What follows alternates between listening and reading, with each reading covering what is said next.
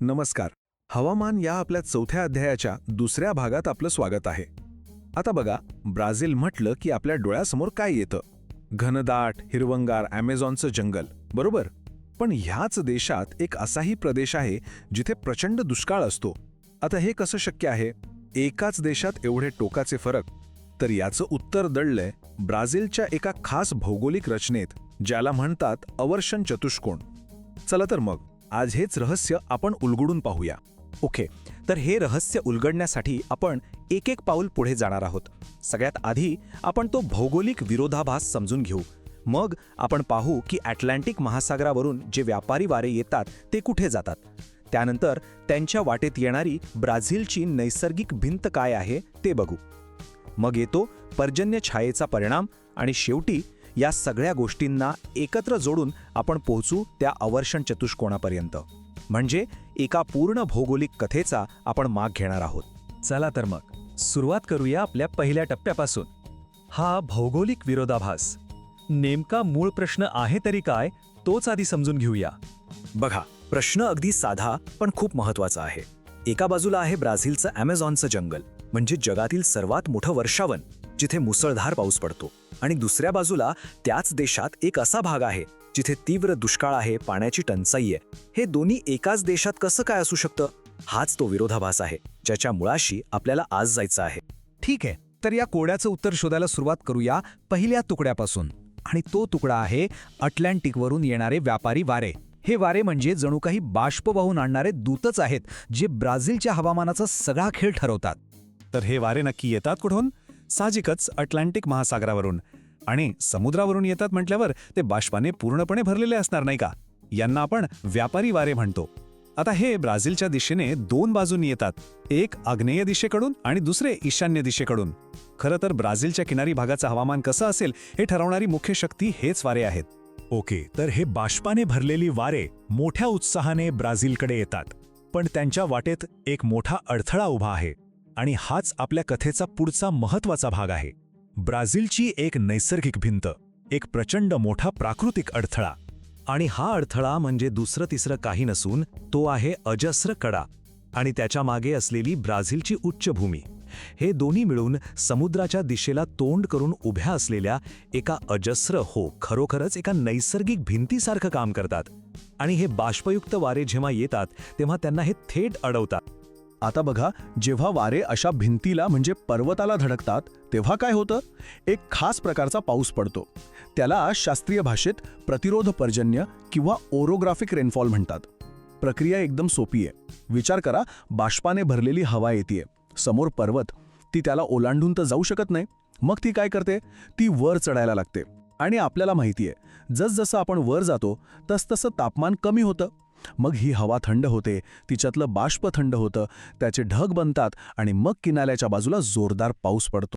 चला, हीच प्रोसेस आपण स्टेप बाय स्टेप बघूया, म्हणजे अजून सोपं जाईल. स्टेप 1, अटलांटिकवरून बाष्पाने भरलेले व्यापारी वारे आले. स्टेप 2, ते समोरच्या अजस्र कड्याला धडकले आणि त्यांना वर चढावं लागलं. स्टेप 3, वर जाताना ती हवा थंड झाली, बाष्पाचं सांद्रीभवन झालं आणि ढग तयार झाले. आणि शेवटची स्टेप 4, ह्या सगळ्याचा परिणाम म्हणून किनाऱ्याच्या बाजूला म्हणजे वाऱ्याच्या दिशेकडच्या बाजूला प्रचंड पाऊस कोसळतो. बरं, म्हणजे किनाऱ्यावर तर भरपूर पाऊस पडला, सगळं बाष्प तिथेच रितं झालं. पण ही गोष्ट इथेच संपत नाही. हे वारे ती नैसर्गिक भिंत ओलांडून जेव्हा पलीकडे जातात तेव्हा काय होतं? आणि इथेच आपल्या कथेला एक नवीन वळण मिळतं.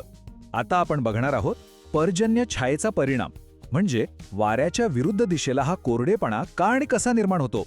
आता विचार करा, वारे डोंगर चढून गेले, पाऊस पाडून झाले. आता ते पलीकडच्या बाजूला खाली उतरायला लागतात. आणि जसं ते खाली उतरतात तसतसे ते पुन्हा गरम व्हायला लागतात. आता इथे विज्ञानाचा एक साधा नियम लागू होतो. गरम हवेची बाष्प धरून ठेवण्याची क्षमता थंड हवेपेक्षा खूप जास्त असते. त्यामुळे हे वारे आता पाऊस पाडण्याच्या अवस्थेत नसतातच, उलट ते आजूबाजूचा ओलावा शोषून घेतात आणि आणखी कोरडे बनतात. आणि याचा परिणाम, त्या प्रदेशात जवळजवळ पाऊसच पडत नाही.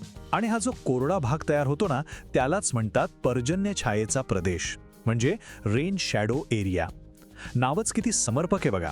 जशी एखाद्या वस्तूची सावली पडते तशीच या पर्वताची पावसापासून वाचवणारी कोरडी सावली पलीकडच्या प्रदेशावर पडते. म्हणजे पर्वत वाऱ्यांना अडवून एका बाजूला पाऊस पाडतात आणि त्यांच्या मागे कोरडेपणाची एक छाया निर्माण करतात. तर आता आपल्यासमोर चित्र एकदम स्पष्ट आहे. एकाच पर्वताच्या दोन बाजू, पण हवामान पूर्णपणे वेगळं. वाऱ्याकडची बाजू म्हणजे किनारा, जिथे वारे वर चढतात, थंड होतात आणि भरपूर पाऊस पडतो. आणि दुसरी वाऱ्याच्या विरुद्ध बाजू म्हणजे ईशान्येकडची उच्चभूमी, जिथे वारे खाली उतरतात, गरम होतात आणि पाऊस जवळजवळ पडतच नाही. म्हणजे बघा, एकाच नैसर्गिक अडथळामुळे एक हिरवागार ओला प्रदेश आणि एक रखरखीत कोरडा प्रदेश तयार होतो. तर आतापर्यंत आपण ज्या पर्जन्य छायेच्या प्रदेशाबद्दल बोलतोय, ब्राझीलमधल्या या कोरड्या भागाला एक खास नाव दिलेलं आहे. चला आता आपण त्या नावाची आणि त्या जागेची ओळख करून घेऊया. या शुष्क प्रदेशाचं नाव आहे अवर्षण चतुष्कोण किंवा द ड्राउट क्वाड्रिलॅटरल. हा भाग ब्राझीलच्या उच्चभूमीच्या ईशान्य दिशेला आहे आणि याच्या निर्मितीचं कारण आता आपल्याला चांगलंच माहिती आहे.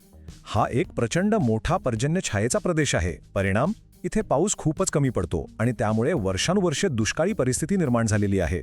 ही सगळी प्रक्रिया लक्षात ठेवायला थोडी किचकट वाटू शकते, पण त्यासाठी एक सोपी आयडिया आहे. फक्त 3 अक्षरं लक्षात ठेवा: ORD. O म्हणजे ओरोग्राफिक रेन, म्हणजे प्रतिरोध पर्जन्य जो किनाऱ्यावर पडला.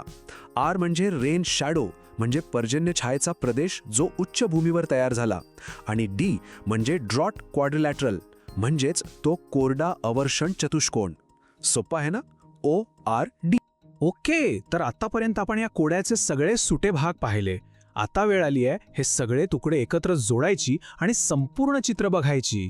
त्यासाठी आपण ब्राझीलच्या भूगोलाचा आणि हवामानाचा एक क्रॉस प्रोफाईल बघणार आहोत. म्हणजे जसं केकचा एक कापलेला तुकडा असतो ना, तसाच जमिनीचा एक छेद, आणि त्यातनं ही संपूर्ण कथा समजून घेऊया. आता आपल्यासमोर जो आलेख येणार आहे तो नीट बघा. त्यात जमिनीची उंची केशरी रंगात दाखवली आहे आणि पावसाचं प्रमाण निळ्या रंगाच्या बारमध्ये. आपण हा आलेख उजवीकडून डावीकडे वाचणार आहोत. म्हणजे समुद्राच्या किनाऱ्यापासून सुरुवात करून आपण देशाच्या आतल्या भागाकडे जाणार आहोत. चला सुरुवात करूया आलेखाच्या अगदी उजव्या बाजूने. इथे बघा, केशरी रंगाची रेषा अचानक 800 मीटरपर्यंत वर गेली आहे. हाच तो आपला अजस्त्र कडा. आता बरोबर त्याच्यावरचा निळा बार बघा, तो किती उंच आहे. म्हणजे इथे 1200 मिलीमीटरपेक्षा जास्त पाऊस पडतो. यावरून हे तर पक्क झालं की जिथे उंच कडा आहे तिथेच जोरदार पाऊस आहे. आता त्या कड्याच्या पलीकडे जाऊया, म्हणजे थोडा डावीकडे. काय दिसतंय? पावसाचे निळे बार एकदम खाली आलेत, अक्षरशः कोसळलेत. पावसाचं प्रमाण 600 मिलीमीटरपेक्षाही कमी झाले. हीच आहे ती रेन शॅडो किंवा पर्जन्य छायेची जागा, आपला अवर्षण चतुष्कोण. आणि आता आपण आलेखाच्या अगदी डाव्या टोकाकडे जाऊया. इथे जमिनीची उंची परत कमी होऊन 200 मीटरवर आली आहे. हा आहे ॲमेझॉन नदीचा सपाट सखल प्रदेश. आणि इथे पावसाचे निळे बार बघा, ते पुन्हा आकाशाला भिडले आहेत. तब्बल 2000 मिलीमीटरपेक्षा जास्त पाऊस.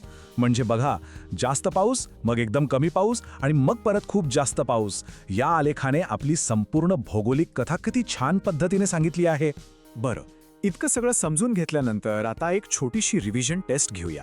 समजा परीक्षेमध्ये प्रश्न आला की भौगोलिक कारण सांगा, ब्राझीलच्या उच्चभूमीच्या ईशान्य भागात पाऊस खूप कमी का पडतो, तर याचं अचूक उत्तर कसं लिहायचं? या प्रश्नाचं परफेक्ट उत्तर 4 मुद्द्यांमध्ये बसतं. मुद्दा क्रमांक 1, अजस्त्र कडा समुद्रावरून येणाऱ्या आग्नेय आणि ईशान्य व्यापारी वाऱ्यांना अडवतो. मुद्दा क्रमांक 2, यामुळे त्या वाऱ्यांमधलं सगळं बाष्प किनाऱ्यावरच प्रतिरोध पर्जन्याच्या रूपात पडून जातं. मुद्दा क्रमांक 3, जेव्हा हे वारे तो कडा ओलांडून पलीकडे जातात तेव्हा ते पूर्णपणे कोरडे झालेले असतात. आणि शेवटचा 4था मुद्दा, याच कारणामुळे उच्चभूमीच्या पलीकडे म्हणजेच ईशान्य भागात एक पर्जन्य छायेचा प्रदेश तयार होतो, ज्यालाच आपण अवर्षण चतुष्कोण म्हणतो.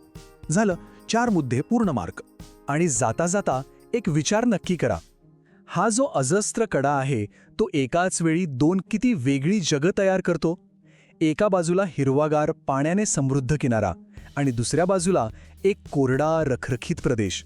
म्हणजे बघा, निसर्गातील एकच रचना ती विभागलेल्या 2 प्रदेशांची नशीबं किती वेगवेगळ्या प्रकारे लिहू शकते. खरंच भूगोल किती रंजक असू शकतो, नाही का? यावर विचार